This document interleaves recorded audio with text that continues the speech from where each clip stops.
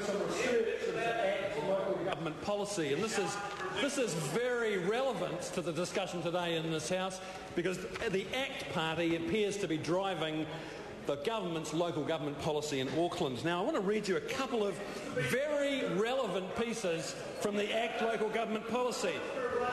The local government policy of the ACT party describes the current situation in relation to local government. Now, what does it say, members? It says local government is vulnerable to interest group capture. Special interest groups get money for programs, yet everyone ends up paying for them. Actually, that's a description of Rodney Hyde's Super City plan. Everyone pays, the public of Auckland pays, but a special interest group gets the benefit. Who's he talking about? The National and ACT business mates who are about to inherit the entire Auckland Super City thanks to these reforms. The ACT policy also describes dictatorial powers that remove freedom and choice. Actually, that's a description of the Super City as well. Those are exactly the powers that Rodney Hyde's exercising right now in taking freedom and choice away from Aucklanders. Aucklanders who've never been consulted about the Super City. They've had no say in the matter, but they are going to have to pick up the tab for the Super City fiasco. Further on down in the ACT local government policy, sir, it also says that councils get captured by narrow interest groups, and that's unfair to everybody. Well, that again is a great description of Rodney Hyde's Super City, because I don't know if members have noticed, but there are only 3 organisations who have come out in support of the government's CCO model, and they are the Employers and Manufacturers Association, the Council for Infrastructure Development, and the Property Council.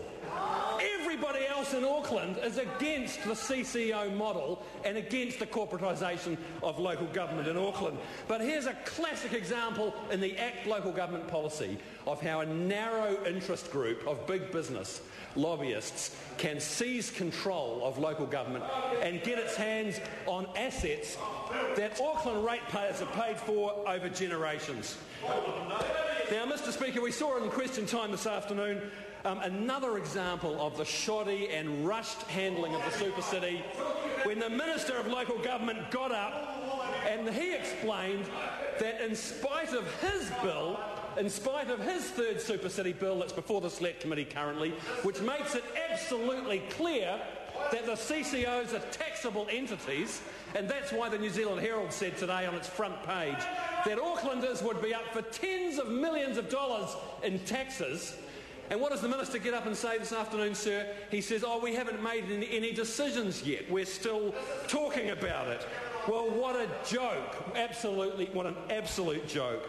What is clear to members on this side and to the New Zealand Herald and to Aucklanders is that the costs are mounting. Transition costs for the Super City, already $34 million in executive salaries and consultancy fees have been racked up by the Auckland Transition Agency, and that's only for the last few months. Who's going to pick up the tab for that, members? That will be the Auckland taxpayer. The Auckland taxpayer is going to have to pay increased rates, increased water rates. We know that if the volumetric pricing from Metro Water is rolled out across the rest of the city, an ordinary family of 4 in the North Shore, Waitakere or South Auckland will be copping an extra $700 a year in their water rates. That, sir, is what Aucklanders are going to have to cop as a result of this government's Super City. Already they're facing huge delays, Mr. Speaker, in the rollout of the new IT system for the Super City. And experts in the IT industry are estimating anything from $20 million to $100 million for creating the new IT system for the Super City.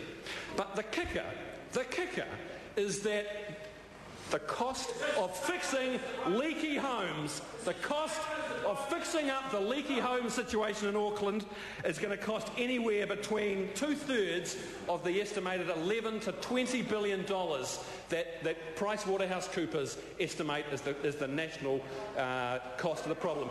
2/3 of that the two-thirds of that will end up on the tab for the Auckland ratepayer, and the Court of Appeal made that very clear this week. John Hayes.